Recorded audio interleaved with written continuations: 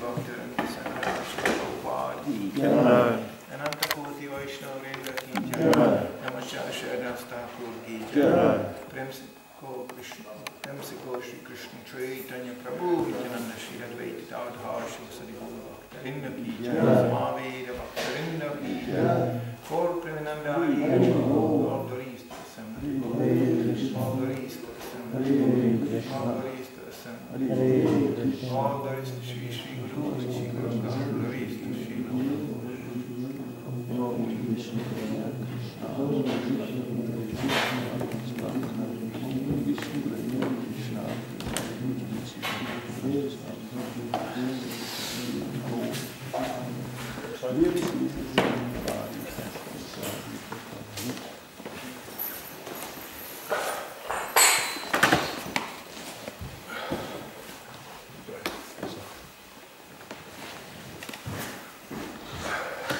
Om Namo Bhagavate Vasudevaya. Om Namo Bhagavate Vasudevaya. Om Namo Bhagavate Vasudevaya. Om Namo Bhagavate Vasudevaya. Om Namo Bhagavate Vasudevaya.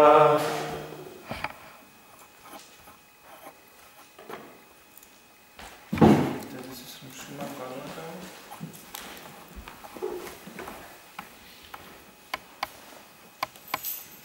Fifth Canto, Chapter 24. It's 19 or 20? I read 18. That was on Friday. Who knows?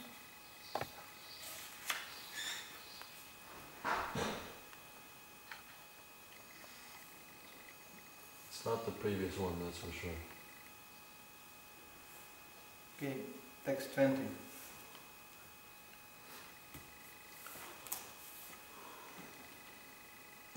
Yasya vavakshutapatana prakshalanadishu vivashaha sakrin nama brihhinnam purusha karma bandhanam anjasa vidunoti yasya aiva pratibadhanam mumukshavo nyathaivo palabhante.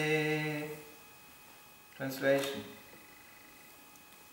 If one who is embarrassed by hunger, or who falls down or stumbles, chants the holy name of the Lord even once, willingly or unwillingly, he is immediately freed from the reactions of his past deeds.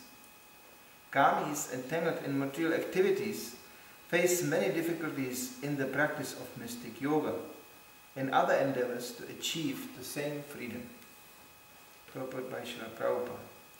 It is not a fact that one has to offer his material possessions to the Supreme Personality of Godhead and be liberated before he can engage in devotional service. A devotee automatically attains liberation without separate endeavors. Bali Maharaj did not get back all his material possessions merely because of his charity to the Lord. One who becomes a devotee, free from material desires and motives, regards all opportunities, both material and spiritual, as benedictions of the Lord, and in this way his service to the Lord is never hampered. Bhukti, or material enjoyment, and mukti, liberation, are only byproducts of devotional service. A devotee need not work separately to attain mukti. Srila Brahmanga Thakur said, Mukti swayam mukuritanjalayi sevate smam. A pure devotee of the Lord does not have to endeavor separately for mukti, because mukti is always ready to serve him. In this regard, Chaitanya Charitamrita describes Haridas Thakur's confirmation of the effect of the chanting of the holy name of the Lord. Some say that by chanting of the holy name of the Lord one is freed from all the reactions of sinful life, and others say that by chanting the holy name of the Lord one attains liberation from material bondage. Haridas Thakur, however, said that the desired result of chanting of the holy name of the Lord is not that one is liberated from material bondage or freed from reactions of sinful life. The actual result of chanting of the holy name of the Lord is that one awakens his dormant Krishna consciousness, his loving service to the Lord. Haridas Thakur said that liberation and freedom from reactions of sinful activities are only byproducts of chanting of the holy name of the Lord. If one chants the holy name of the Lord purely, he attains the platform of loving service to the Supreme Personality of Godhead. In this regard, Haridas Thakur gave an example comparing the power of the holy name to sunshine. He placed a verse before all the learned scholars present, but the learned scholars asked him to state the purport of the verse. Haridas Thakur said that as the sun begins to rise, it dissipates the darkness of a night, even before the sunshine is visible. Before the sunrise even takes place, the light of dawn destroys the fear of the dangers of the night, such as disturbances by thieves, ghosts and rakshasas, and when the sunshine actually appears, one engages in his duties. Similarly, even before one's chanting of the holy name is pure, one is freed from all sinful reactions. When he chants purely, he becomes a lover of Krishna. A devotee never accepts mukti even if Krishna offers it. Mukti, or freedom from all sinful reactions, is obtained even by namabhas, or a glimpse of the light of the holy name before its full light is perfectly visible. The namabhas stage is between that of nam aparat, or chanting of the holy name with offenses, and pure chanting. There are 3 stages in chanting the holy name of the Lord. In the first stage, one commits 10 kinds of offenses while chanting. In the next stage, namabhas, the offenses have almost stopped, and one is coming to the platform of pure chanting. In the third stage, when one chants the Hare Krishna mantra without offenses, his dormant love for Krishna immediately awakens. This is the perfection. Namo Vishnu Padaya Krishna Prasthaya Gita Srimate Bhaktivedanta Swami Tinamni Namaste Saraswati Devam Bhagavani Prachayam Nirvishesha Shrivadi Bhashkati Dhisatana. If one who is embarrassed by hunger or who falls down or stumbles chants the holy name of the Lord even once, willingly or unwillingly, he is immediately freed from the reactions of his past deeds. Kamis entangled in material activities face many difficulties in the practice of mystic yoga and other endeavors to achieve that same freedom. So of course this is a very revolutionary shloka in Srimad Bhagavatam, clearly establishing the glories of the holy name. It can be easily misunderstood and misinterpreted. Therefore, along with it, one should immediately, as you do every morning, recite and chant the 10 offenses against the holy name. Because even it's established here that by simply, unwillingly even, somebody chants Hare Krishna, jokes about devotees, it's all offensive actually. But if he mentions that holy name, all his reactions of his past sinful life they're already dissipating. However, one of the most grievous offenses against the holy name, that one keeps on committing the same offenses. That means actually you stop doing something and you should never start again. But that's usually not the case. So they chant and they're offensive simultaneously. And somebody may even think, yeah, it's a good deal. We find it very much in a Christian tradition established, even so far that the pure devotee or the prophet actually, will take all my sinful reactions for my sinful activities, and then I can keep on sinning very nicely, relieved. This is compared with the elephant taking bath in the river, coming out of the river and sucking the dust in his trunk and then throwing the dirt over him again. They do that. So there is a purifying effect, but it will be immediately contradicted by the continuation of sinful behavior.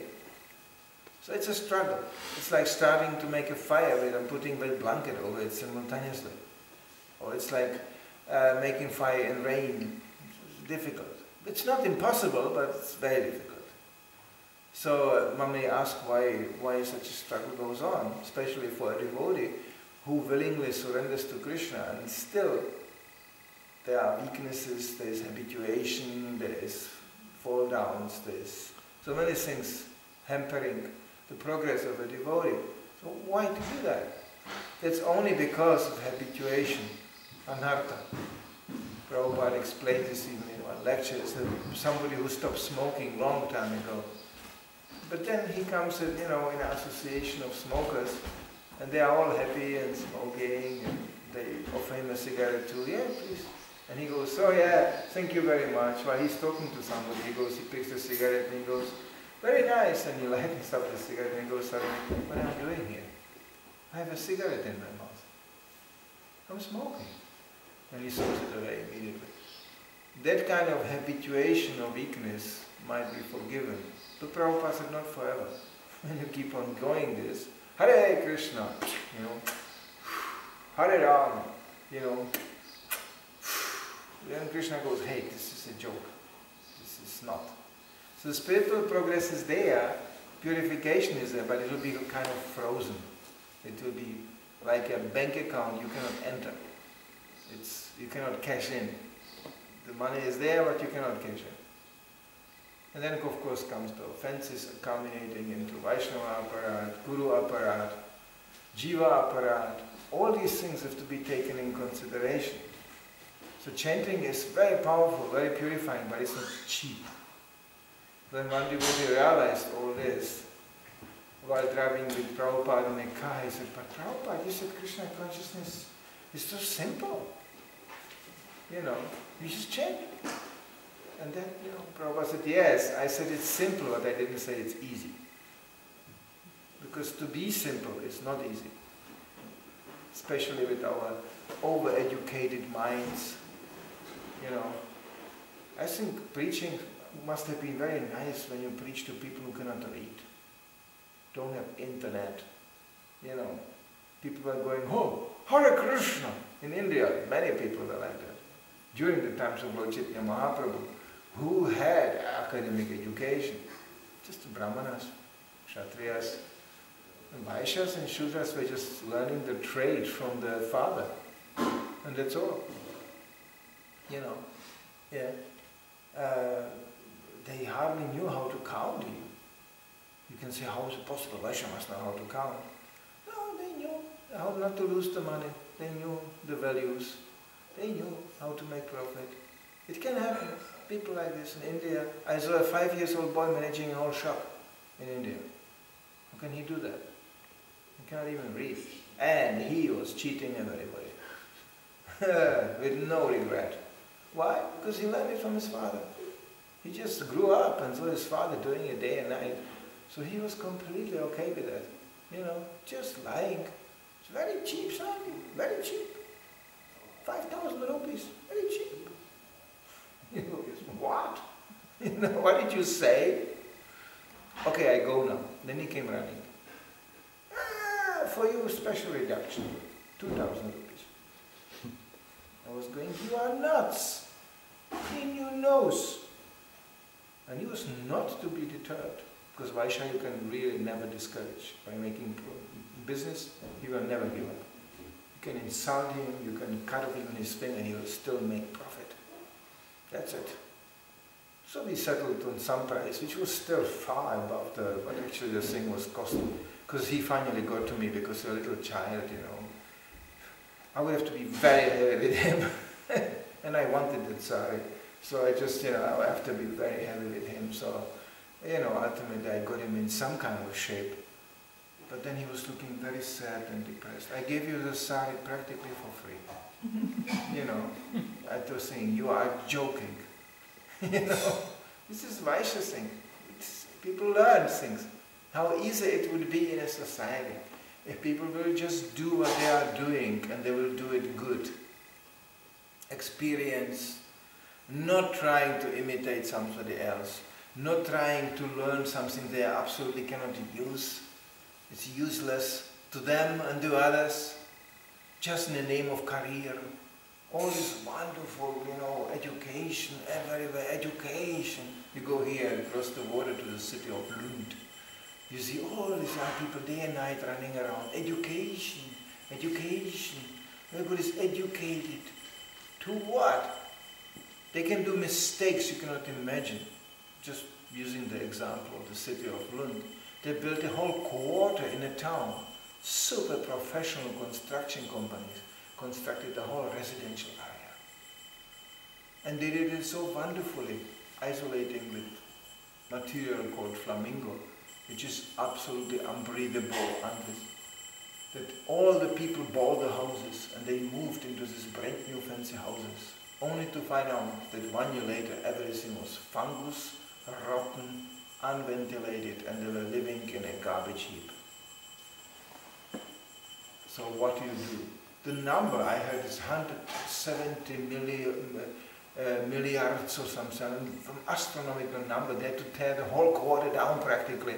How to renovate something which is built already in the walls, and how to put it out. And that's called profession, knowledge. They study, and at the end they can do such a disaster. Such mistakes done. You'll be amazed when you enter the Karma society how unprofessional sometimes people are. After all the studies. Because it doesn't correspond to the genetic equipment of that person. According to the level, real level of intelligence and ability to assimilate knowledge, people should be something very simple. And there is nothing wrong with being simple. People always connect that word simple with being primitive. This is the very heavy contamination we go through our education. This is simple. This is primitive. Any idiot can do that.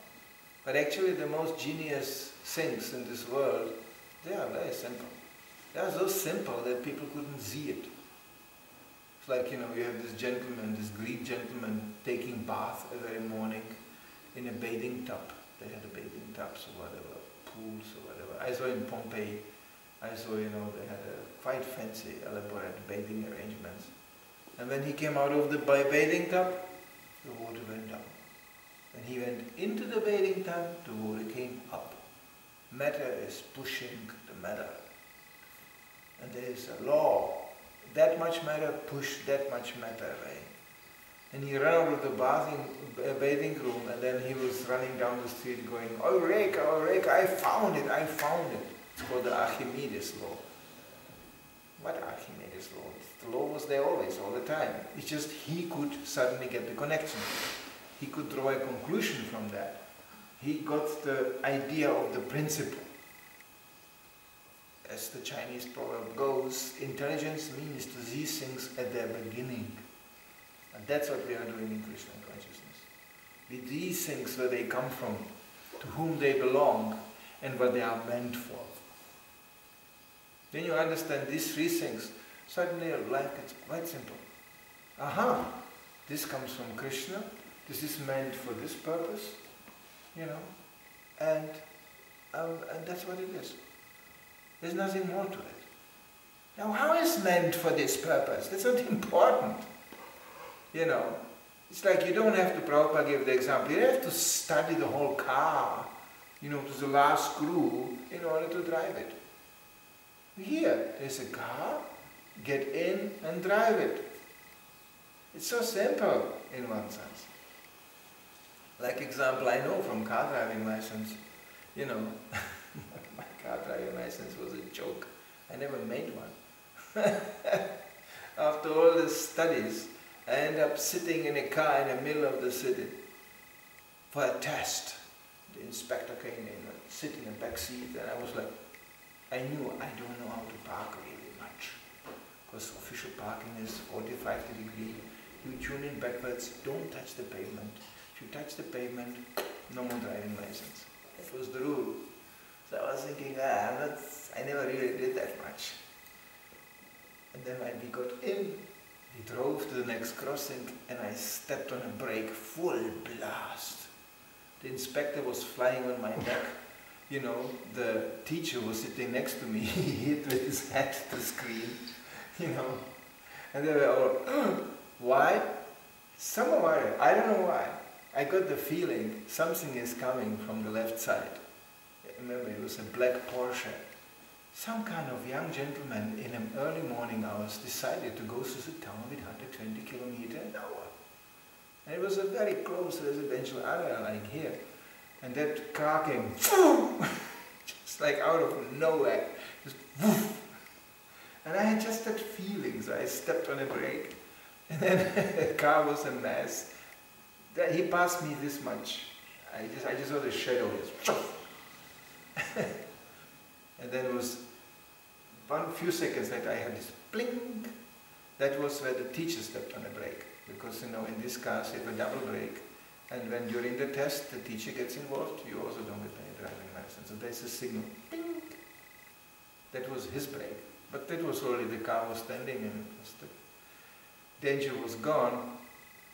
And the inspector said, drive on the right side.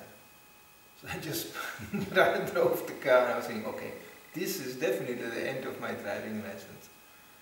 And then they talked to each other, the teacher and the inspector, and then the inspector got out of the car and the teacher started to laugh. I was going, why is he laughing? I just lost my driving license and he's laughing, And he said, that was the fastest driving license made I ever saw. And then, because the inspector was just happy we didn't involve with some crazy crash. It could have been quite violent, Because somewhere I stepped on a brake. So that was my driving license. The real driving, that I learned later on. While driving in the traffic and being on Sankirtan and living in the cars and being on the road all the time. That's fast.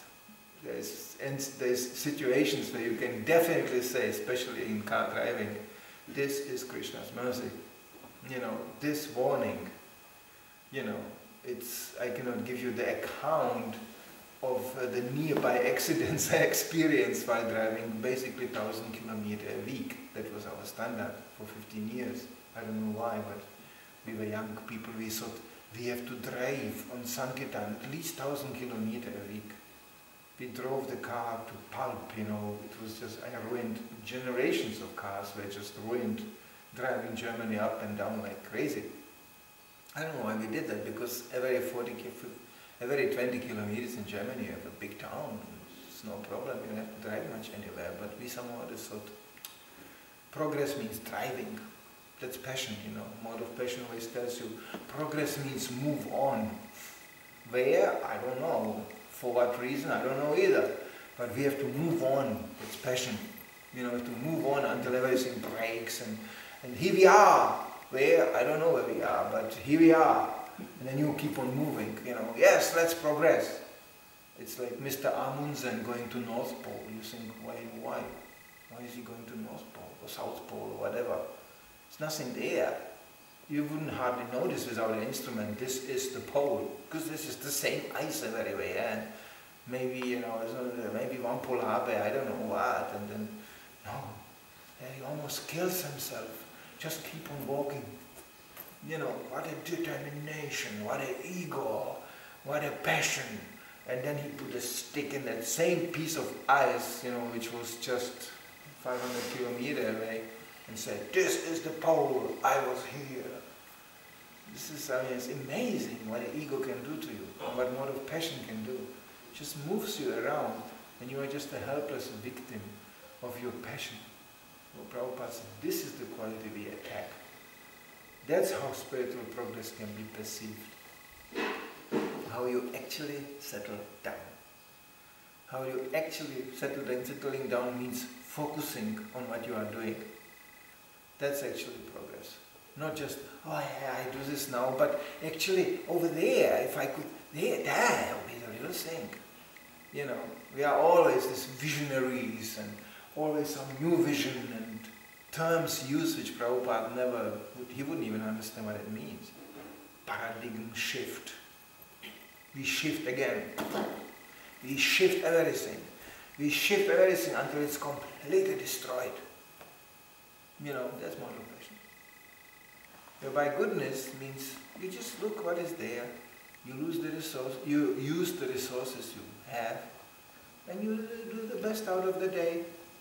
And altogether, all these days you try to do the best out of it, they accumulate to one sort, it's called a lifetime. And when you look back on all these days you try to do the best out of it, then suddenly you realize it was quite nice. Prabhupada, Manidhara Prabhu gave me a nice quote just on the way to airport today in the morning.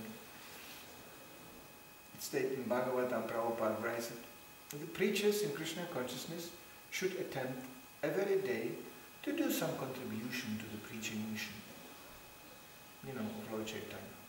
That means every day you try to contribute something in the way you can. Sounds pretty mediocre, Prabhupada isn't right that the preachers of Krishna consciousness should just take over the world. They should start on Monday and finish on Saturday. And there will be the global preachers. There will be the global preachers with the global ideas, how to change the world completely. But unfortunately, we cannot do it because it's raining. Or we run out of gas. There was, I remember in a Back to Gorak magazine, there used to be a caricature somebody from a Kami magazine, somebody picked it up. This was from a Kami magazine. It was just a classroom, empty. And on a board where you write, there was a sign, the lecture for the change of the global something is not taking place due to shortage of gas. That's it. Big talk, everybody, big talk, big. And then Krishna pulls the plug and then that's it. For sometimes, it's like, I remember this caricature. I showed it once to our GBC. Somewhere I came across in a magazine. My father calls jokes. Anyway, so he started to laugh. He almost fell down from the chair. It was a picture of a jet, military jet, fighting airplane. This kind of cigar-looking airplane, fancy, big, just trying to lift off in an airfield in Africa. As a matter of fact, the cabin where the pilot sits was so high, and the jet was ready to lift. And then the other co-pilot got the message, we cannot lift off. Why? Because the wheel in front, which is way below the cabin, this front wheel, there was a spear sticking in it. Because some local aborigines thought, there's something rolling here. And you put a spear into that thing, and it got flat tire. So they couldn't, this fancy jet couldn't lift off because some aborigine put a spear into the front wheel. Because he thought this is moving, it has to be stopped. And there was a flat tire, and the whole jet and these two guys, fancy, are sitting up there, and we cannot lift off because we have a flat tire. Some aborigine put a spear into it. So usually material nature is like that. Some big thing, and then poof, completely paralyzed. Culminating in the point of leaving this body. Big talk. Therefore Prabhupada said, we are not listening from people who are just about to die.